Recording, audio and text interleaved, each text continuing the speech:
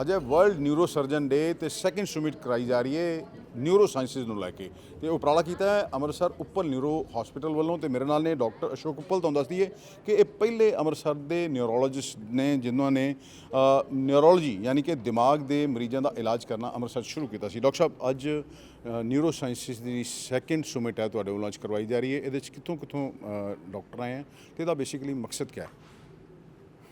देखो, सबसे पहले मकसद तो यही हैगा कि न्यूरो साइंस ਦੇ ਵਿੱਚ जिस तरह न्यूरो सर्जरी है, नूरोलॉजी है, न्यूरो इंटरवेंशन है, ये सब चीज़ों की हम मतलब कि हम लोगों को अवेयरनेस देना चाहते हैं जी कि भाई ये चीज़ें जो बड़े बड़े जो सीनियर जिस चीज़ के वो एक्सपर्ट है जी उनको इनवाइट किया गया है। जी जैसे डॉक्टर एस के गुप्ता है, he is a head of the department of neuro surgery PGI Chandigarh. जी तो वो अपनी एक्सपर्टाइज बता रहे हैं कि इस कंडीशन में ये करना चाहिए या नहीं करना चाहिए। मतलब दिमाग की जो भी बीमारियां हैं उसको लेकर आज आपने पूरा इसको एक सेमिनार ये ऑर्गेनाइज किया जी। मतलब कि न्यूरो सर्जरी के जो हूज़ हू है ना, जिसको अंग्रेजी च कहते गए, भावें चेन्नई के डॉक्टर विश्वनाथ ले लो, श्रीनगर के सरबजीत सिंह ले लो, मदांता के डॉक्टर वीपी सिंह ले लो, मतलब ਜਿਹੜੀ जो भी नवी टेक्नोलॉजी हो रही है ਉਹਨੂੰ ਲੈ ਕੇ ਅੱਜ ਸਾਰਾ डिस्कस किया गया जी। पीजीआई के मंजिल त्रिपाठी ले लो, एसके गुप्ता ले लो, जी मल्ला भास्कर राव बेंगलोर के ले लो, जी सिमिलरली सुजीत कुमार बेंगलोर के, मतलब top guns of neurosciences are available today है। हाँ, लखनऊ के अजय है, जी और सिमिलरली खम्मम तेलंगाना वहाँ पुल्ला रेड्डी है। वो स्पेशली उसने बोला है कि ब्रेन का जो प्रेशर आईसीपी होता है उसको कैसे मॉनिटर करना। सुबह उन्होंने वर्कशॉप की और अब टॉक दी। अच्छा डॉक्टर साहब, आज हर बंदा स्ट्रेस है, देखो ना जो मर्जी बंदा कहे, चाहे वर्किंग है नॉन वर्किंग है, स्ट्रेस बहुत है ਤੇ ਉਹ ਡਾਕਟਰ ਸਾਹਿਬ ਕਿ ਉਹਦਾ ਕੀ ਇਫੈਕਟ ਪੈ ਰਿਹਾ ਜਿਹੜੀ ਇਸ ਬਾਡੀ ਦੇ ਉੱਤੇ? देखो, स्ट्रेस ਦੇ ਨਾਲ ਹਰ ਚੀਜ਼ ਵੱਧ ਸਕਦੀ ਆ, ਭਾਵੇਂ न्यूरोलॉजी एपिलेप्सी उन्हें हो जाए या स्ट्रोक हो जाए। तो कई तो न्यूरो सर्जरी में भी ऐसी चीज़ें जैसे एन्यूरिज्म है जी कि डॉक्टर शिखल विल बेटर टेल कि एन्यूरिज्म जो होता है ब्रेन में बैलून जैसे फूल जाता हैगा, तो स्ट्रेस के कारण शिखल, if I am not wrong, rupture कर सकता है। बिल्कुल कर सकते जी। तो स्ट्रेस एक ऐसी चीज़ है, हार्ट अटैक भी हो सकता है। मैं डॉक्टर शिखल ਦੇ ਕੋਲ ਆਵਾਂ ਇਸ ਤੋਂ ਪਹਿਲੇ ਡਾਕਟਰ ਸਾਹਿਬ मैं ਚਾਹਾਂਗਾ ਤੁਸੀਂ अपना एक्सपीरियंस ਦੱਸੋ। हाँ जी, हाँ, तो मैं एक्सपीरियंस यही कहता हूँ कि स्ट्रेस के साथ तो हर चीज़ जो है ना वो दबा देती है हमें। ਤੁਸੀਂ ਲੰਬੇ ਸਮੇਂ ਤੋਂ ਤੁਸੀਂ ਦੇਖੋ ਦਿਮਾਗ ਦੇ ਮਰੀਜ਼ਾਂ ਦਾ ਇਲਾਜ ਕੀਤਾ, ਅੰਮ੍ਰਿਤਸਰ ਦੇ ਪਹਿਲੇ ਨਿਊਰੋਲੋਜਿਸਟ ਤੁਸੀਂ ਹੋ। ਕਿਸ ਤਰ੍ਹਾਂ ਦੇ ਪੇਸ਼ੈਂਟਸ ਤੁਹਾਡੇ ਕੋਲ ਆਉਂਦੇ ਤੇ ਕੀ ਫਰਕ ਆਇਆ ਜਦੋਂ ਤੁਸੀਂ ਪਹਿਲੇ ਪ੍ਰੈਕਟਿਸ ਕਰਦੇ ਸੀ ਤੇ ਕਿਉਂਕਿ ਅੱਜ ਕੱਲ੍ਹ ਤਾਂ ਆਰਟੀਫਿਸ਼ੀਅਲ इंटेलिजेंस ਦਾ ਜ਼ਮਾਨਾ ਆ ਗਿਆ ਜੀ। हाँ, अच्छी बात है, आर्टिफिशियल का ज़माना आ गया। उसमें क्या हैगा, artificial intelligence that supplements the things. अगर हम किसी को बोलते हैं कि तेरे को एपिलेप्सी है, तो अब एपिलेप्सी में क्या होता क्या नहीं होता, क्या ट्रीटमेंट करनी चाहिए। अच्छी बात है कि पहले लोग गूगल पढ़ के आते थे, अब एआई थोड़ी पढ़ के आते हैं। जी तो उससे क्या होता है यार कि patient is in a better way to give us the history कि डॉक्टर साहब मेरे को ये होता है गाय, तो so we are in a we can treat better. So all these thing जिन्हें नवी टैक्नोलॉजी है ना, they benefit, they benefit the patients. Doctor ਸਾਹਿਬ, ਪਬਲਿਕ ਨੂੰ ਕੀ ਮੈਸੇਜ ਦੇਣਾ ਚਾਹੋਗੇ? ਦੇਖੋ ਕਿਉਂਕਿ ਹਰ ਚੀਜ਼ ਬ੍ਰੇਨ ਨਾਲ ਜੁੜੀ ਹੈ। ਬ੍ਰੇਨ ਚੱਲ ਰਿਹਾ ਹੈ, ਸਿਗਨਲ ਬ੍ਰੇਨ ਦੇ ਰਿਹਾ ਹੈ ਤੇ ਤੁਹਾਡਾ ਬਾਕੀ ਬਾਡੀ ਵਰਕ ਕਰਨੀ ਹੈ। ਕੀ ਮੈਸੇਜ ਦੇਣਾ ਚਾਹੋਗੇ? ਪਬਲਿਕ ਨੂੰ ਇੱਕੋ ਹੀ ਮੈਸੇਜ ਹੁੰਦਾ ਹੈਗਾ ਕਿ ਭਾਵੇਂ ਐਪੀਲੈਪਸੀ ਹੈ, ਭਾਵੇਂ ਅਧਰੰਗ ਹੈ, ਭਾਵੇਂ ਹੈਡ ਇੰਜਰੀ ਹੈ, ਭਾਵੇਂ ਸਪਾਈਨ ਇੰਜਰੀ ਹੈ, ਭਾਵੇਂ ਬ੍ਰੇਨ ਦੇ ਐਨੂਰਿਜ਼ਮ ਦੀ ਚੀਜ਼ ਹੈਗੀ ਆ, ਟਾਈਮ ਸਿਰ ਪਹੁੰਚੋਗੇ, stitch in time saves time, time से पहुँचोगे सब ठीक हो जाएगा। मतलब पहले 2-4 घंटे बहुत इंपॉर्टेंट है। हाँ, 2 called golden hours, very important. ਮੇਰੇ ਨਾਲ ਡਾਕਟਰ ਸ਼ਿਖਲ ਉੱਪਲ ਨੇ, ਨਿਊਰੋ ਸਰਜਨ ਨੇ, ਸਭ ਤੋਂ ਡਾਕਟਰ ਅਸ਼ੋਕ ਉੱਪਲ ਦੇ ਬੇਟੇ ਨੇ ਤੇ ਇਹ ਅੰਮ੍ਰਿਤਸਰ ਦੇ ਵਿੱਚ ਇਹ ਵੀ ਕੰਬੀਨੇਸ਼ਨ ਕਿਤੇ ਹੈ। ਡਾਕਟਰ ਸਾਹਿਬ ਨਿਊਰੋਲੋਜਿਸਟ ਨੇ, ਇੱਕ ਬੇਟਾ ਇਹਨਾਂ ਦਾ ਨਿਊਰੋਲੋਜਿਸਟ ਹੈ ਤੇ ਇੱਕ ਬੇਟਾ ਨਿਊਰੋ ਸਰਜਨ ਹੈ। ਡਾਕਟਰ ਸਾਹਿਬ, ਅੱਜ ਨਿਊਰੋ ਸਾਇੰਸਿਸ ਨੂੰ ਲੈ ਕੇ ਕਾਨਫਰੰਸ में जो भाई है वो बहुत ही एक अच्छे मीडिया के डायनेमिक पर्सन हैं वो, जो हमारे साथ है। हम आम जो भी कहते हैं वो आगे लोगों तक अच्छी तरह पहुंचाते हैं। माई प्लेयर जी शिखर जी। हाँ जी, ये सेकंड न्यूरो साइंसेस समिट है जी। And world neuro surgeons day के अवसर पर हमने ये शुरू किया था। लास्ट ईयर हमने छोटे लेवल पे किया, इस साल हमने सोचा कि थोड़े से बड़े लेवल पे करें जी। बट सब जुड़ गए, कश्मीर से कन्याकुमारी सब जुड़ गए और सब एक्सपर्ट हैं। मतलब टॉप गन्स अगर कहें हम तो न्यूरो साइंसेज की वो यहाँ पर मौजूद हैं। बिल्कुल सारे टॉप गन्स मौजूद है। जैसे आपके साथ ही हैं डॉक्टर विश्वनाथ हैं, who is HOD of SRMC college Chennai. And आप अगर मैं गिनाना भी शुरू हो गया फ्रॉम कश्मीर से पूरे इंडिया का, तो it will take lot of time. But यही है कि हमारा शहर बहुत लकी है that all are present here at this time, and जो उनकी परफेक्ट नॉलेज है वो हमें देने की कोशिश कर रहे, और हम लकी हैं जो हम उनकी नॉलेज ले रहे हैं। शिखर जी, आपसे मैं बाद में बात क्योंकि विश्वनाथ जी चेन्नई से आए हैं, हमारे मेहमान हैं। पहले तो आपका अमृतसर में स्वागत है। किस तरह के चैलेंजेस आपको इस समय जो है देखने को मिल रहे हैं? नहीं, न्यूरो साइंसेस की बात करें तो उसका ट्रीटमेंट जो है बहुत जगहों में उतनी हायर क्वालिटी में नहीं मिलती है। लाइक जी। उसका एक्सपेंसिव भी है ट्रीटमेंट्स। तो जैसा मैं एक बड़ा शहर से वहाँ का टीचिंग हॉस्पिटल जो है Shri Ramchandra medical college hospital से हूँ। वहाँ से डॉक्टर शिकिल ट्रेन होके यहाँ पे आके उसकी पिताजी से और भाई से मिलके अभी जो जिस लेवल ऑफ केयर अभी दे रहे हैं, जैसा न्यूरो इंटरवेंशनल सर्जरी बोलता हूँ या एंडोस्कोपिक सर्जरी मतलब की होल की सर्जरी बोलता हूँ, तो वो इस जगह की जो पॉपुलेशन है और इसकी सराउंडिंग एरियाज़ में भी, सराउंडिंग स्टेट्स में से जो भी पेशेंट्स हैं उसको जो लेवल ऑफ केयर देते हैं वो higher level, top of the level care है, और वो अफोर्डेबल भी है। Accessible care is now available to everybody around here. Doctor साहब, उतने न्यूरो सर्जन्स या न्यूरोलॉजिस्ट प्रोड्यूस हो रहे हैं जितने के हमारे मुल्क को चाहिए? वो we are definitely in terms of both the number of doctors, number of super specialists अभी तक उतना नहीं है, पर all of us are working hard and जैसा there are ways to reduce our work as well. मतलब कि जैसा हेलमेट पहन के रोड पे चलना है, wear the seat belt and go, traffic rules follow करने से काफ़ी चीज़ें बच। करेक्ट। सो वैसा अगर पॉपुलेशन भी हमको हेल्प करती है तो हमारी जो नींद है वो सेफ हो जाएगी। जी। अच्छा डॉक्टर साहब, आर्टिफिशियल इंटेलिजेंस का ज़माना है, तो डॉक्टर्स के लिए किन चुनौतियों का जो आप समझते हैं इसे लेकर है, या ये बेटर होगी सर्विसेज, या क्योंकि इसको लेकर भी अलग अलग राय है लोगों की? नहीं, आर्टिफिशियल इंटेलिजेंस को हम रोक नहीं सकते हैं, तो उसके साथ ही चलना है।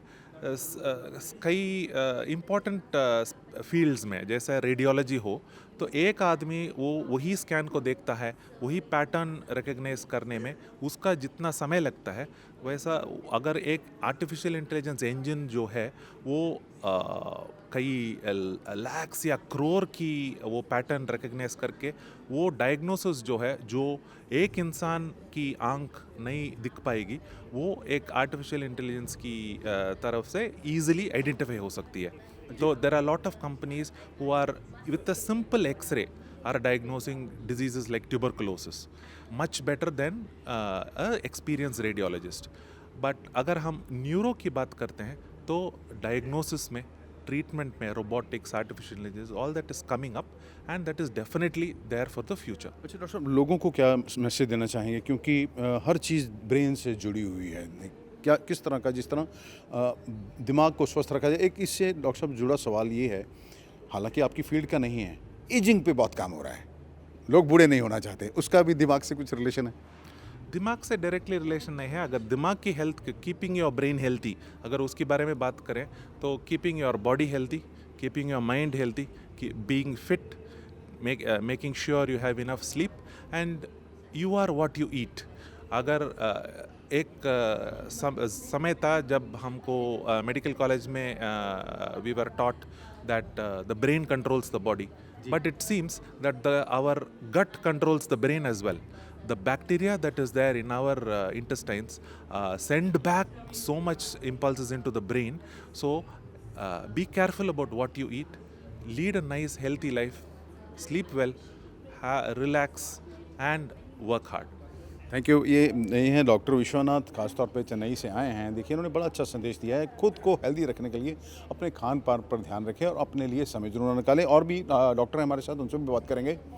वापस ਆਵਾਂਗੇ ਡਾਕਟਰ ਸ਼ਕੀਲ ਕੋਲ। ਡਾਕਟਰ ਸਾਹਿਬ ਯੰਗ ਨਿਊਰੋ ਸਰਜਨ ਹੋ ਤੁਸੀਂ ਤੇ ਤੁਹਾਡੇ ਪਾਪਾ ਦੀ ਬਹੁਤ ਦੇਣ ਹੈ ਸ਼ਹਿਰ ਨੂੰ ਤੇ ਇੱਕ ਬੜਾ ਕੰਬੀਨੇਸ਼ਨ ਹੈ ਤੇ ਕਿਆ ਤੁਸੀਂ ਸਮਝਦੇ ਹੋ ਵੀ ਕਿਸ ਤਰ੍ਹਾਂ ਦੇ ਪੇਸ਼ੈਂਟਸ ਆ ਰਹੇ ਹਨ ਤੇ ਪੇਸ਼ੈਂਟਸ ਦੀ ਬਿਹਤਰੀ ਵਾਸਤੇ ਡਾਕਟਰਸ ਤੇ ਇੱਕ ਜਿਹੜਾ ਆਪਸ ਦੇ ਵਿੱਚ ਰਿਲੇਸ਼ਨਸ਼ਿਪ ਬੈਟਰ ਕਰਨ ਵਾਸਤੇ ਕਿਆ ਕਿਆ ਹੋਣਾ ਚਾਹੀਦਾ? देखो सर, ये तो साड़ी खुशकिस्मती है कि we are working under doctor Ashok Uppal and I am very lucky to have doctor Salil Uppal as a brother and a co neurologist. सो ਇਹਦੇ 'ਚ ਸਾਡਾ ਤਾਂ ਫਾਇਦਾ ਹੈ ਹੀ ਹੈ, ਮਰੀਜ਼ਾਂ ਦਾ ਬਹੁਤ ਫਾਇਦਾ ਹੈ ਕਿ ਉਹਨੂੰ ਕਿਤੇ ਵੀ ਹੋਰ ਧੱਕੇ ਖਾਣ ਦੀ ਲੋੜ ਨਹੀਂ ਹੈ। ਜੇ suppose the things he is dealing I will not interfere, the things I am dealing he will not interfere. ਮਰੀਜ਼ ਦਾ ਤਾਂ ਵਿਨ ਵਿਨ ਸਿਚੁਏਸ਼ਨ ਹੋ ਗਈ ਉਹਦੇ 'ਚ। ਸੈਕੰਡਲੀ ਤੁਸੀਂ ਬਿਲਕੁਲ ਸਹੀ ਕਿਹਾ, ਇਹ ਇੱਕ ਕਨੈਕਸ਼ਨ ਲਈ ਹੈ। ਆਪਾਂ ਸਾਰੇ ਕਨੈਕਸ਼ਨ ਬਣਾ ਕੇ ਚੱਲਾਂਗੇ ਤੇ ਮਰੀਜ਼ਾਂ ਦਾ ਹੀ ਫਾਇਦਾ ਹੈ। ਮੈਂ ਕਿਸੇ ਹੋਰ ਨੂੰ ਵੀ ਕਹਿ ਰਿਹਾ ਸੀਗਾ ਵਾਈ ਦਿਸ ਸਮਿਟ ਹੈਜ਼ ਬਿਨ ਆਰਗੇਨਾਈਜ਼ਡ, ਤਾਂ ਕਿ ਕਸ਼ਮੀਰ ਤੋਂ ਕੰਨਿਆ ਕੁਮਾਰੀ ਤੱਕ ਸਾਰੇ ਆਉਣ, ਆਪਣੀ ਐਕਸਪਰਟਾਈਜ਼ ਦੱਸਣ, ਜਿਨ੍ਹਾਂ ਨੂੰ ਆਪਾਂ ਨਹੀਂ ਵੀ ਜਾਣਦੇ ਉਹਨਾਂ ਨੂੰ ਵੀ ਜਾਣੀਏ। ਸਪੋਜ਼ ਇੱਕ ਮਰੀਜ਼ ਮੇਰੇ ਕੋਲ ਸਾਊਥ ਇੰਡੀਆ ਤੋਂ ਆਇਆ, ਉਹ ਕਹਿ ਰਿਹਾ ਮੈਂ ਵਾਪਸ ਜਾਣਾ ਹੈ, ਉਹ ਕਹਿ ਰਿਹਾ ਡਾਕਟਰ ਸਾਹਿਬ ਮੈਂ ਕਿਹਨੂੰ ਦਿਖਾਵਾਂ? ਇਹ ਰੇ ਡਾਕਟਰ ਦਿਖਾਓ। ਕੋਈ ਸ਼੍ਰੀਨਗਰ ਤੋਂ ਆ ਰਿਹਾ, ਹਲੋ ਇਹਨੂੰ ਦਿਖਾਓ, ਬੰਬੇ ਦਿਖਾਓ, ਦਿੱਲੀ ਦਿਖਾਓ, ਜਿੱਥੇ ਮਰਜ਼ੀ ਦਿਖਾਓ, ਮਰੀਜ਼ ਨੂੰ ਪ੍ਰੋਬਲਮ ਨਹੀਂ ਹੋਣੀ ਚਾਹੀਦੀ। ਮੇਰੀ ਥਿੰਕਿੰਗ ਹੈ। ਮੈਂ ਫਿਰ ਉਹੀ ਡਾਕਟਰ ਸਾਹਿਬ ਤੁਹਾਡੇ ਕੋਲ ਸਵਾਲ ਹੈ, AI ਨੂੰ ਲੈ ਕੇ ਅੱਜ ਕੱਲ੍ਹ ਗੂਗਲ ਡਾਕਟਰ ਜਿਹੜਾ ਨਾ ਉਹ ਵੀ ਬੜਾ ਖਤਰਨਾਕ ਹੋ ਗਿਆ। ਪੇਸ਼ੈਂਟਸ ਆਉਂਦੇ ਨੇ ਮੇਰੇ ਵਰਗੇ, ਪਹਿਲੇ ਗੂਗਲ ਤੋਂ ਵੇਖ ਕੇ ਆਏ ਹੁੰਦੇ ਆ, ਪਤਾ ਲੱਗਦਾ ਨਹੀਂ ਹੈ, ਤੇ ਉਸੇ ਲੋਕਾਂ ਨੂੰ ਕਿਆ ਮੈਸੇਜ ਦੇਣਾ ਚਾਹੋਗੇ ਤੇ ਇਹ ਕਿੰਨਾ ਹਾਰਮਫੁਲ ਵੀ ਹੈ? ਦੇਖੋ ਸਰ, ਗੂਗਲ ਤੋਂ ਜੋ ਵੀ ਦੇਖ ਕੇ ਆਂਦਾ ਹੈ, ਮੈਂ ਮੰਨਦਾ ਹਾਂ ਉਹ ਆਪਣੀ ਫਿਕਰ ਖੁਦ ਕਰਦਾ ਪਿਆ, ਠੀਕ ਹੈ, ਵਿਚ ਇਜ਼ ਅ ਗੁੱਡ ਥਿੰਗ ਜੀ। ਗੂਗਲ ਵੀ ਤਾਂ ਕਿਸੇ ਬੰਦੇ ਨੇ ਹੀ ਬਣਾਇਆ ਹੈ। You are talking about AI, somebody is behind AI. AI ਇੱਕ ਮਸ਼ੀਨਰੀ ਹੈ, ਇਨਸਾਨ ਹੀ ਬਣਾ ਰਿਹਾ। ਮੈਂ ਕਿਸੇ ਨੂੰ ਇਹ ਨਹੀਂ ਕਹਾਂਗਾ ਗੂਗਲ ਤੋਂ ਨਾ ਦੇਖੋ, ਇਲਾਜ ਨਾ ਦੇਖੋ, ਨੌਲੇਜ ਜ਼ਰੂਰ ਲਓ। ਨੌਲੇਜ ਲੈ ਕੇ ਇੱਕ ਐਕਸਪਰਟਾਈਜ਼ ਕੋਲ ਜਾਓ ਉਸ ਬਿਮਾਰੀ ਲਈ। ਤੁਹਾਡੀ ਵੀ ਸਿਚੁਏਸ਼ਨ ਵਿਨ ਵਿਨ, ਡਾਕਟਰ ਦੀ ਵੀ ਵਿਨ ਵਿਨ, ਕਿਉਂਕਿ ਡਾਕਟਰ ਨੂੰ A ਤੋਂ ਨਹੀਂ ਸ਼ੁਰੂ ਕਰਨਾ ਪਏਗਾ। ਕਿਉਂ ABCD ਮਰੀਜ਼ ਨੂੰ ਪਤਾ ਗੂਗਲ ਤੋਂ, DEF ਸਾਨੂੰ ਦੱਸਣ ਤੋਂ। ਮੈਂ ਆ ਕਹਿਣਾ ਚਾਹੁੰਦਾ। ਕੁਝ ਹੋਰ ਮੈਸੇਜ ਦੇਣਾ ਚਾਹੋ? ਸਵਸਥ ਰਹੋ, ਖੁਸ਼ ਰਹੋ, ਟੈਨਸ਼ਨ ਨਹੀਂ ਲਓ, BP ਸ਼ੂਗਰ ਸਾਰੀ ਚੀਜ਼ਾਂ ਦਾ ਧਿਆਨ ਰੱਖੋ, ਸਵਸਥ ਖਾਓ। ਅੱਛਾ ਡਾਕਟਰ ਸਾਹਿਬ, ਤੁਸੀਂ ਵੀ ਪੇਸ਼ੈਂਟਸ ਰੋਜ਼ ਦੇਖਦੇ ਹੋ, ਇਹ ਹਮੇਸ਼ਾ ਮੈਸੇਜ ਦਿੰਦੇ ਹੋ, ਕਿੰਨੇ ਲੋਕ ਇਹ ਫੋਲੋ ਕਰਦੇ ਨੇ? ਮੈਨੂੰ ਪਰਸੈਂਟੇਜ ਤਾਂ ਨਹੀਂ ਪਤਾ ਸਰ, ਪਰ ਜਿੰਨੇ ਪਿਆਰ ਨਾਲ ਮੈਂ ਬੋਲਦਾ ਲੋਕਾਂ ਨੂੰ, ਸ਼ਾਇਦ ਥੋੜ੍ਹੇ ਤਾਂ ਫੋਲੋ ਕਰਦੇ ਹੀ ਹੈ। ਸਾਲਾਂ ਨੇ doctor VP Singh all India institute of medical sciences ਦੇ ਵਿੱਚ ਪ੍ਰੋਫੈਸਰ ਰਹਿ ਚੁੱਕੇ ਨੇ ਤੇ ਹੁਣ ਮੈਦਾਨਤਾ ਦੇ ਵਿੱਚ ਆਪਣੀ ਸਰਵਿਸ ਦੇ ਰਹੇ ਨੇ, ਨਿਊਰੋ ਸਾਇੰਸਿਸ ਡਿਪਾਰਟਮੈਂਟ ਦੇ ਹੈਡ ਨੇ। ਡਾਕਟਰ ਸਾਹਿਬ, ਇੱਕ ਤਾਂ ਪੇਸ਼ੈਂਟ ਔਰ ਡਾਕਟਰ ਦੇ ਰਿਲੇਸ਼ਨਸ਼ਿਪ ਨੂੰ ਬੈਟਰ ਕਰਨ ਵਾਸਤੇ ਕੀ ਕਰਨਾ ਚਾਹੀਦਾ ਤੇ ਕਿਸ ਤਰ੍ਹਾਂ ਦੀਆਂ ਮਰੀਜ਼ ਜਿਹੜੇ ਆ ਬਿਮਾਰੀਆਂ ਜਾਂ ਸ਼ਿਕਾਇਤਾਂ ਲੈ ਕੇ ਤੁਹਾਡੇ ਕੋਲ ਆਉਂਦੇ ਆ? ਸੋ ਮੈਂ ਨਿਊਰੋ ਸਰਜਨ ਹੈਗਾ ਵਾਂ। ਮੇਨਲੀ ਦੇ ਬ੍ਰੇਨ ਟਿਊਮਰਸ, ਹੈਡ ਇੰਜਰੀਜ਼, ਬ੍ਰੇਨ ਹੈਮਰੇਜਸ, ਬਾਕੀ ਸਪਾਈਨ ਦੇ ਵੀ, ਸਪਾਈਨਲ ਡਿਸਕ, ਸਪਾਈਨਲ ਟਿਊਮਰਸ ਦੇ ਪੇਸ਼ੈਂਟ ਆਉਂਦੇ ਆ ਸਾਡੇ ਨਾਲ। ਜ਼ਿਆਦਾਤਰ ਐਮਰਜੈਂਸੀ ਕੇਸਿਸ ਵੀ ਹੁੰਦੇ ਆ, ਐਕਸੀਡੈਂਟ ਦੇ ਕੇਸਿਸ ਹੁੰਦੇ ਆ, ਪਰ ਜੋ ਆਉਂਦੇ ਬੜੀ ਮਤਲਬ ਜਦੋਂ ਬੰਦੇ ਨੂੰ ਪਤਾ ਚੱਲਦਾ ਵੀ ਬ੍ਰੇਨ ਵਿੱਚ ਟਿਊਮਰ ਹੈ ਤੇ ਬੰਦੇ ਦਾ ਹਿੰਜ ਆਉਂਦਾ ਵਾ ਜੀ। ਤੇ ਪੂਰਾ ਸਿਰਫ ਬੰਦਾ ਨਹੀਂ, ਉਹਦੀ ਫੈਮਿਲੀ ਨੂੰ ਵੀ ਨਾਲ ਸੰਭਾਲਣਾ ਪੈਂਦਾ ਹੈ ਜੀ। ਸੋ ਸਪੋਰਟ ਦੇਣੀ ਪੈਂਦੀ ਹੈ ਉਹਨਾਂ ਨੂੰ ਕੌਨਫੀਡੈਂਸ ਦਿਲਾਉਣਾ ਪੈਂਦਾ ਹੈ। ਡਰ ਸਾਰਿਆਂ ਨੂੰ ਲੱਗਦਾ ਕਿ ਵੀ ਸਰ ਖੁਣਵਾਨ ਵਿੱਚ, ਬਟ ਇਹ ਹੈ ਕਿ ਉਹਨਾਂ ਨੂੰ ਸਮਝਾਉਣਾ ਪੈਂਦਾ ਕਿ ਵੀ ਅੱਜ ਕੱਲ੍ਹ ਮਾਡਰਨ ਟੈਕਨੀਕਸ ਦੇ ਨਾਲ ਬ੍ਰੇਨ ਸਰਜਰੀ ਬਹੁਤ ਸੇਫ ਹੋ ਗਈ ਹੈ।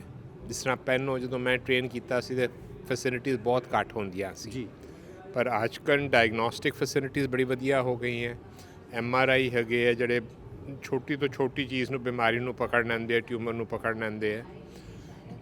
ਦੇ ਟੈਕਨੀਕਸ ਬੜੀਆਂ ਆ ਗਈਆਂ ਸਰਜਰੀ ਵਿੱਚ। ਟਿਊਮਰ ਦਾ ਬੇਸਿਕ ਰੀਜ਼ਨ ਕੀ ਹੈ ਜੀ? ਟਿਊਮਰ ਹੋਣ ਦਾ ਇੱਕ ਨਿਊਰੋਸਿਸਟੋਕੋਸਿਸ ਵੀ ਬਿਮਾਰੀ ਹੁੰਦੀ ਹੈ, ਕਹਿੰਦੇ ਕਿੰਨੀ ਸੱਚ ਹੈ ਜੀ? ਉਹ ਪੱਤਾ ਗੋਭੀ ਖਾਣ ਨਾਲ ਹੁੰਦੀ ਹੈ। ਨਿਊਰੋਸਿਸਟੀਸਰਕੋਸਿਸ ਜੋ ਹੈ ਉਹ ਇੱਕ ਇਨਫੈਕਸ਼ਨ ਹੈ ਜੀ। ਟੇਪਵਰਮ ਜਿਹੜਾ ਹੁੰਦਾ ਬੜਾ ਕਾਮਨ ਹੁੰਦਾ। ਟੇਪਵਰਮ ਦਾ ਸਿਸਟਿਕ ਫਾਰਮ ਹੁੰਦਾ ਹੈ ਤੇ ਉਹ ਕੋਈ ਵੀ ਸਬਜ਼ੀ ਹੋਵੇ, ਜੇ ਫੀਕਨ ਕੰਟੈਮੀਨੇਸ਼ਨ ਹੋਵੇ ਉਹਦੇ ਉੱਤੇ, ਦੇ ਅੱਛੀ ਤਰ੍ਹਾਂ ਵਾਸ਼ ਨਾ ਕੀਤੀ ਹੋਵੇ ਫਿਰ ਹੁੰਦਾ ਹੈ। ਜੇ ਅੱਛੀ ਤਰ੍ਹਾਂ ਸਬਜ਼ੀ ਵਾਸ਼ ਕੀਤੀ ਹੋਈ ਹੈ ਫਿਰ ਪ੍ਰੋਬਲਮ ਨਹੀਂ ਹੁੰਦੀ, ਤੇ ਜੇ ਸਬਜ਼ੀ ਉਬਾਲੀ ਹੋਵੇ, ਕੁੱਕ ਕੀਤੀ ਹੋਵੇ, ਫਿਰ ਉਹ ਮਰ ਜਾਂਦਾ ਹੈ।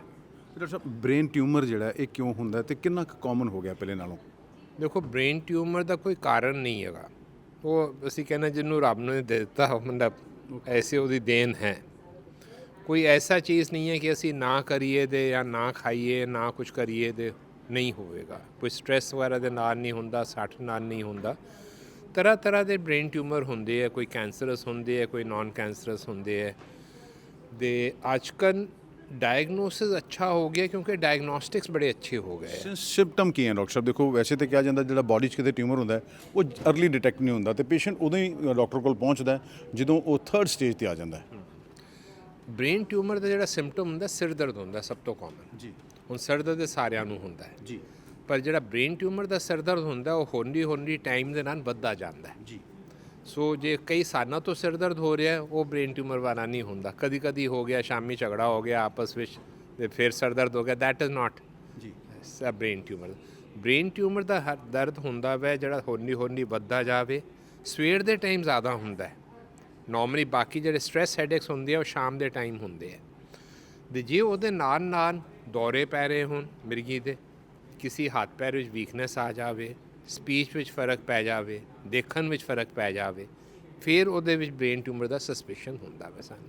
ਤੇ ਡਾਕਟਰ ਸਾਹਿਬ, ਇਹ ਕਿਉਰੇਬਲ ਹੈ ਜਾਂ ਟ੍ਰੀਟੇਬਲ ਹੈ ਜਾਂ ਕਿਉਰੇਬਲ ਹੈ? ਕੁਝ ਟਿਊਮਰ ਹੈ ਜਿਹੜੇ ਬਿਨਾਈਨ ਹੈ ਉਹ ਅਸੀਂ ਪੂਰੇ ਕਿਉਰ ਕਰ ਸਕਨੇ ਆ, ਪੂਰਾ ਨਿਕਾਲ ਸਕਨੇ ਆ। ਅੱਜ ਕੱਲ੍ਹ ਮਾਡਰਨ ਟੈਕਨੀਕਸ ਹੈਗੀਆਂ ਜਿਹਦੇ ਨਾਲ ਅਸੀਂ ਮਿਨੀਮਲੀ ਇਨਵੇਸਿਵ ਤਰੀਕੇ ਨਾਲ ਉਹਨੂੰ ਅਸੀਂ ਟਰੀਟ ਕਰ ਸਕਨੇ ਆ। ਕੈਂਸਰ ਵੀ ਜਿਹੜੇ ਹੈਗੇ ਆ ਬ੍ਰੇਨ ਦੇ ਕਈ ਤਰ੍ਹਾਂ ਦੇ ਹੁੰਦੇ ਆ। ਜਿਹੜਾ ਤੇਜ਼ ਵਾਲਾ ਕੈਂਸਰ ਹੁੰਦਾ ਗ੍ਰੇਡ 4 ਜਿਹਨੂੰ ਗਲਾਇਓਬਲਾਸਟੋਮਾ ਕਹਿੰਦੇ ਆ, ਉਹ ਕਿਉਰੇਬਲ ਨਹੀਂ ਹੁੰਦਾ, ਜੜੋਂ ਨਹੀਂ ਜਾਂਦਾ। ਪਰ ਅਸੀਂ ਉਹਨੂੰ ਕੱਢ ਕੇ ਉਹਦੇ ਪੇਸ਼ੈਂਟ ਨੂੰ ਜਿੰਨਾ ਵੀ ਉਹਨੂੰ ਲਾਈਫ ਹੈ, ਸਾਲ 2 ਸਾਲ 3 ਸਾਲ, ਅਸੀਂ ਚਾਹੁੰਦੇ ਹਾਂ ਕਿ ਉਹ ਅੱਛੀ ਤਰ੍ਹਾਂ ਆਪਣੀ ਲਾਈਫ ਨੂੰ ਜੀ ਸਕੇ। ਡਾਕਟਰ ਸਾਹਿਬ, ਅੱਜ ਕੱਲ੍ਹ ਦੇਸੀ ਟੋਟਕਿਆਂ ਦਾ ਬੜਾ ਰਿਵਾਜ ਹੋ ਗਿਆ। ਬੜੇ ਬਾਬਾ ਨੇ ਸਾਡੇ ਦੇਸ਼ ਦੇ ਵਿੱਚ ਤੁਰੇ ਫਿਰਦੇ ਜਿਹੜੇ ਕਹਿੰਦੇ ਵੀ ਅਸੀਂ ਟਿਊਮਰ ਵੀ ਠੀਕ ਕਰ ਦਿੰਦੇ ਹਾਂ। ਤੇ ਫਿਰ ਐਸੇ ਲੋਕਾਂ ਨੂੰ ਕਿਆ ਮੈਸੇਜ ਦੇਣਾ ਚਾਹੋਗੇ ਜਾਂ ਐਸੇ ਪੇਸ਼ੈਂਟਸ ਨੂੰ ਕਿਆ ਕਹਿਣਾ ਚਾਹੋਗੇ? ਦੇਖੋ, ਮੈਂ ਮਰੀਜ਼ਾਂ ਨੂੰ ਜਦੋਂ ਬੰਦਾ ਕੋਈ ਡੈਸਪਰੇਟ ਹੁੰਦਾ ਹੈ ਫਿਰ ਸਾਰੇ ਇੱਧਰੋਂ ਉੱਧਰੋਂ ਹੱਥ ਪੈਰ ਮਾਰਦੇ ਕਿਧਰੇ ਵੀ ਤਿਨਕਾ ਮਿਲ ਜਾਵੇ ਕਿ ਆਪਰੇਸ਼ਨ ਨਾ ਕਰਨਾ ਪਏ। ਮੈਂ ਉਹਨਾਂ ਨੂੰ ਇੱਕੋ ਚੀਜ਼ ਕਹਿਣਾ, ਜਿਹੜਾ ਵੀ ਤੁਹਾਨੂੰ ਟ੍ਰੀਟਮੈਂਟ ਕਰ ਰਿਹਾ ਉਹਨੂੰ ਕਹੋ ਜੀ ਮੈਨੂੰ 5 ਮਰੀਜ਼ ਦਿਖਾ ਦਿਓ ਜਿਹੜੇ ਤੁਸੀਂ ਠੀਕ ਕੀਤੇ ਹੈ। ਸਿਰਫ ਦਿਖਾਓ ਨਹੀਂ, MRI before and MRI after. Doctor ਸਾਹਿਬ, ਦਿਖਾ ਤੇ ਦੇਣਗੇ, ਪੈਸੇ ਦੇ ਕੇ ਬੰਦੇ ਪਾਏ ਉਹਦੇ ਵਿੱਚ ਉਹਨਾਂ ਨੇ। ਇਸ ਕਰਕੇ ਮੈਂ ਕਿਹਾ ਨਾ MRI before and MRI after. ਜੀ। ਅੱਜ ਤੱਕ ਮਤਲਬ ਕੋਈ ਵੀ ਇਸ ਟਾਈਪ ਦਾ ਕੋਈ ਬੰਦਾ ਮਤਲਬ ਵਾਪਸ ਨਹੀਂ ਆਇਆ ਕਿ ਕਹਿ ਕੇ ਹਾਂਜੀ ਮੈਨੂੰ ਕੋਈ ਬੰਦਾ ਮਿਲ ਜਾਏ। ਮੈਂ ਕਹਿੰਦਾ ਕੋਈ ਬੰਦਾ ਐਸਾ ਮਿਲ ਜਾਏ ਮੈਨੂੰ ਦੱਸ ਦੇਣਾ, ਮੇਰੇ ਕੋਲ ਬੜੇ ਮਰੀਜ਼ ਹੈ, ਮੈਂ ਵੀ ਭੇਜ ਦਿਆ। ਕੁਝ ਡਾਕਟਰ ਸਾਹਿਬ ਮੈਸੇਜ ਦੇਣਾ ਚਾਹੋ ਲੋਕਾਂ ਨੂੰ? ਕਿ ਅੱਜ ਕੱਲ੍ਹ ਦੇ ਡੇਟ ਵਿੱਚ ਜਿਸ ਤਰ੍ਹਾਂ ਹੈਡੇਕ ਵਗੈਰਾ ਹੋ ਰਿਹਾ ਹੈ, ਕੰਟੀਨਿਊਸਲੀ ਵੱਧਦਾ ਜਾ ਰਿਹਾ ਹੈ, ਸਵੇਰ ਦੇ ਟਾਈਮ ਜ਼ਿਆਦਾ ਹੋਵੇ, ਨਾਲ ਉਲਟੀ ਹੋਵੇ, ਦੇਖਣ ਵਿੱਚ ਦਿੱਕਤ ਹੋਵੇ, ਤਾਂ ਉਹਨੂੰ ਇਗਨੋਰ ਨਾ ਕਰੋ। ਅੱਗੇ ਫਿਜ਼ੀਸ਼ੀਅਨ ਨੂੰ, ਨਿਊਰੋ ਸਰਜਨ ਨੂੰ ਦਿਖਾਓ, ਆਪਣੇ ਡਾਕਟਰ ਨੂੰ ਦਿਖਾਓ। ਅੱਜ ਕੱਲ੍ਹ MRI CT ਸਕੈਨ ਹਰ ਇੱਕ ਸ਼ਹਿਰ ਵਿੱਚ ਹੈ, ਬੜੀ ਜਲਦੀ ਡਾਇਗਨੋਸਿਸ ਹੋ ਸਕਦਾ ਹੈ, अर्ਲੀ ਸਟੇਜ 'ਤੇ ਡਾਇਗਨੋਸਿਸ ਹੋ ਸਕਦਾ ਹੈ। ਜਿੰਨਾ ਛੋਟਾ ਟਿਊਮਰ ਹੋਏਗਾ ਉਨਾ ਅੱਛਾ ਰਿਜ਼ਲਟ ਹੈ। ਸਾਲਾਨਾ ਡਾਕਟਰ ਸਲੀਲ ਉੱਪਲ ਨਿਊਰੋਲੋਜਿਸਟ ਨੇ। ਡਾਕਟਰ ਸਾਹਿਬ, ਅੱਜ ਦੇਖੋ ਵਰਲਡ ਨਿਊਰੋ ਸਰਜਨ ਡੇ ਹੈ ਤੇ ਸੈਕਿੰਡ ਸੁਮਿਟ ਕਰਵਾਈ ਜਾ ਰਹੀ ਹੈ ਨਿਊਰੋ ਸਾਇੰਸਿਸ ਨੂੰ ਲੈ ਕੇ। ਬਹੁਤ ਸਾਰੇ ਡਾਕਟਰ ਆਲ ਓਵਰ ਇੰਡੀਆ ਤੋਂ ਇੱਥੇ ਆਏ, ਡੈਲੀਗੇਟਸ ਆਏ, ਜਿਨ੍ਹਾਂ ਨੇ ਬੇਸਿਕਲੀ ਜੇ ਅਸੀਂ ਨਿਚੋੜ ਦੀ ਗੱਲ ਕਰੀਏ ਇਹ ਪੂਰੀ ਸਾਇੰਟੀਫਿਕ कॉन्फ्रेंस ਦਾ क्या क्रक्स किया है? देखो, सबसे पहले तो अमृतसर वासियों को नमस्ते, सत श्री अकाल। जो ये न्यूरो साइंसेस है ना, न्यूरो साइंसेस एक बड़ी पुरानी ब्रांच भी है और अपकमिंग भी है। इतनी एडवांसमेंट हो रही है इसमें। तो न्यूरो साइंसेस का मतलब neurology, neuro surgeon, neuro intervention, हम सब ने इसको इकट्ठा किया है ताकि सबके आपस में विचार शेयर हों, अपनी एक्सपर्टाइज को शेयर करें। अल्टीमेटली किसका एडवांटेज? लोगों का, ये सब जनता का है कि हर एक को नॉलेज मिले कि न्यूरो साइंसेस में आजकल क्या चल रहा है, क्या एडवांसमेंट है। यही हमारा बीड़ा था, यही हम चाहते थे कि सब इकट्ठे हों, अपनी चीज़ों के बारे में बताएं, नई टेक्निक्स आएँ, नई डेवलपमेंट्स हैं। तो ये न्यूरो साइंसेस समिट ने किया under the banner of neuro surgical society of Punjab, जो भी पहली बार बनी थी कुछ देर पहले डॉक्टर अशोक उपल ने NSP बनाई थी और उसके बैनर के अंडर हमने न्यूरो साइंसेज समिट किया। अच्छा डॉक्टर साहब, किन पेपरों पर, किन चीज़ों पर आज बात हुई? देखिए बहुत सारे रिसर्च पेपर भी पढ़े जाते हैं जब इस तरह की कॉन्फ्रेंसेज होती हैं, ताकि लोगों बात फिर वही आती है, कॉन्फ्रेंसेज करवाते तो हम इसीलिए हैं कि लोगों का फ़ायदा हो, सोसाइटी का भला हो। देखो सर, रिसर्च पेपर की जगह इस कॉन्फ्रेंस की ये खासियत है, यहाँ पे लोग अपने एक्सपीरियंस बता रहे हैं, अपनी प्रैक्टिकलिटी बता रहे हैं कि क्या प्रैक्टिकल में चीज़ें भी हैं। एक तरह की रिसर्च ही है डॉक्टर वो साहब। उनकी रिसर्च है, जो बनाई हुई रिसर्च है। इसमें आज काफ़ी हर एक न्यूरोलॉजी में, जैसे हेडेक को लेके, स्ट्रोक को लेके, एपिलेप्सी जो दवाइयों से नहीं ठीक हो पा रही है उसके बारे में थी, न्यूरो सर्जरी को लेके, ब्रेन ट्यूमर को लेके, सर्जरी को लेके, ट्रॉमा वाला जो इतना कॉमन हो रहा है ट्रॉमा आज की डेट में, उसको लेके, ट्रॉमा की रिहैबिलिटेशन की, ट्रॉमा हो गया, सारा थेरेपी चल रही है, उसके बाद क्या करना है, फिर क्लिपिंग, एनूरिज्म के बारे में, ये सारों के बारे में डिस्कस हुआ। और आप मानोगे लाइव वर्कशॉप्स हुई हैं आज उपल न्यूरो हॉस्पिटल में, डॉक्टर शिखिल ने की हैं, एंडोवेस्कुलर, सामने दिखाया है कि कैसे कैसे लाइव वर्कशॉप होती है। उसी तरह जैसे मिर्गी बहुत एक इम्पॉर्टेंट बीमारी है, और EEG कैसे पढ़नी है, EEG में क्या इंटरप्रेट करना है, क्या उनसे दौरे किस तरह के होते हैं, उसकी लाइव वर्कशॉप जो सी है ITC में हुई है, डॉक्टर सुजित कुमार जो बैंगलोर से कराएं।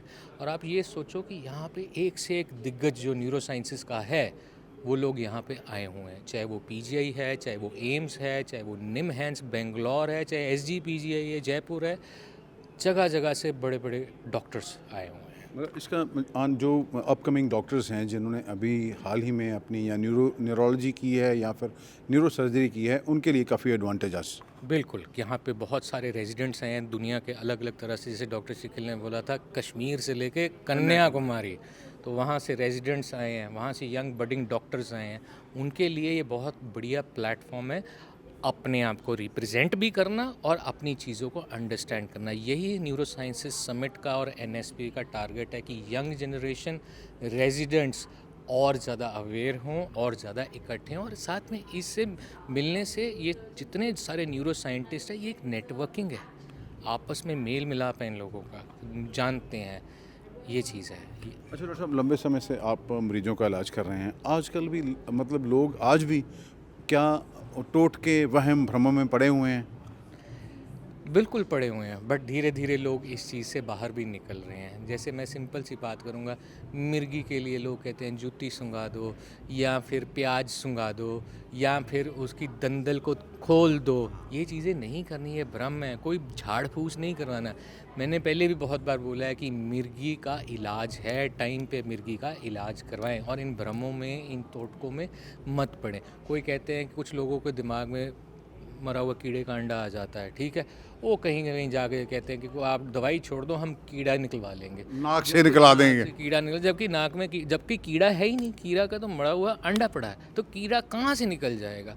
सो बहुत लोग बाहर निकल रहे हैं। अब शहर के तो बहुत ही अच्छे हैं, बड़े नॉलेजेबल लोग हैं, इवन अब गांव के भी, दूर के लोग भी, उनको पता है कि किस चीज़ का इलाज है। और ये उपल हॉस्पिटल की एजुकेशन हम लोगों को देते रहते हैं, और न्यूरो साइंसेस समिट का भी यही चीज़ है कि लोगों को जागरूकता देना, आप लोगों के थ्रू। मीडिया बहुत बड़ा रोल प्ले करती है लोगों को नॉलेज देने का। भंडारी साहब, अच्छा डॉक्टर साहब, how to keep fit yourself, आप भी देखिए, मैं अगर गलत नहीं हूँ तो आपने 20-30 किलो आपका जो वेट है कम हुआ है, तो आप अपनी मतलब ऐसा लग रहा है कि जैसे अभी आप न्यूरोलॉजिस्ट नहीं हैं, पढ़ रहे हैं, MBBS कर रहे हैं।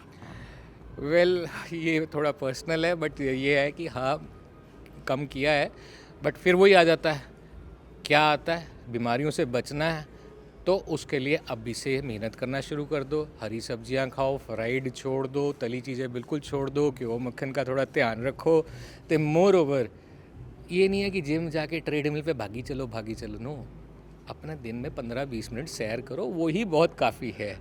जी डॉक्टर साहब, अच्छा यूथ ਨੂੰ ਜਿਮ ਜਾਣ ਦਾ ਬੜਾ ਸ਼ੌਕ ਪਿਆ ਹੈ, ਮੈਂ ਚਾਹਾਂਗਾ ਉਹਦੇ ਬਾਰੇ ਵੀ ਥੋੜਾ ਦੱਸੋ, ਕਿਉਂਕਿ ਜਿਮ ਦੇ ਵਿੱਚ ਉਹਦੇ ਸਾਈਡ ਇਫੈਕਟ बड़े आ रहे हैं। देखो, जिम का कोई साइड इफ़ेक्ट नहीं है, जिम जाना चाहिए, मैं आप कहता हूँ, मैं भी जाता हूँ, लोगों को भी जाना चाहिए, जिम जाना चाहिए, बट अगर आपने अपनी बॉडी बनानी है तो उसको नेचुरली बनाओ। और आर्टिफिशियल प्रोटीन मत खाओ। आर्टिफिशियल प्रोटीन से बहुत दिक्कत आती है, कुछ लोगों को हार्ट अटैक हो रहे हैं, यंगस्टर्स को, कुछ लोगों को अधरंग भी हो रहा है। काफ़ी पेशेंट हमारे पास आते हैं जो यंगस्टर होता है, उसको हम पूछते हैं कि जी उसको अधरंग हुआ है। पहला मेरा सवाल उनसे होता है, जिम जाते हैं? हाँ जी जाता था। जी आर्टिफिशियल प्रोटीन? हाँ जी रोज़ खाता था, बड़े बड़े डब्बे रखे हुए हैं। क्यों? जब हमारी पुरानी खुराकें जो दादे परदादों से चलती आ रही है उसमें प्रोटीन ही protein, traditional diet. Traditional protein चीज़ें खाओ। अच्छा डॉक्टर साहब, एक्सरसाइज भी हार्मफुल है। देखिए मैं भी कल ही पढ़ रहा था कि जो लोग जिम जाते हैं तो वो इन बातों का ख्याल रखें, ज़्यादा एक्सरसाइजेज कहीं आपका वहीं हार्ट ना फेल कर दे। देखो ज़्यादा एक्सरसाइज हार्ट पे लोड पड़ेगा तो ज़रूर होगा, साथ में जो ब्रेन जो शरीर के मसल्स होते हैं, अगर ज़्यादा एक्सरसाइज करोगे उनमें मसल्स में भी थकावट आ सकती है, थकान आ सकता है, जिसमें टांग पैर की कमजोरी आ सकती है। सो जो लोग कहते हैं, बुजुर्ग कहते हैं, सब कुछ करो बट मॉडरेशन में करो। ये थे डॉक्टर सलील उप्पल, जिन्होंने लोगों को स्पष्ट संदेश दिया है कि अपनी सेहत का ध्यान रखें। यंगस्टर्स को जो आजकल भाग दौड़ में क्या कहते हैं कि अपनी बॉडी बनानी है और जिम जाते हैं और जो प्रोटीन आर्टिफिशियल प्रोटीन लेते हैं वो बहुत ही घातक सिद्ध हो सकता है। इसलिए फिट रहें, अच्छा खाएं और समय से खाएं, नींद भरपूर लें, 8 घंटे कम से कम नींद लें तो आप बहुत तरह की बीमारियों से बच सकते हैं। नहीं तो फिर, और कभी भगवान न करे आपको बीमार होते हैं तो किसी बाबाओं के चक्कर में मत पड़ें, किसी अच्छे डॉक्टर के पास जाएं और अपना इलाज करवाएं। अमृतसर से D4 न्यूज़ के लिए दीपक भंडारी की खास रिपोर्ट।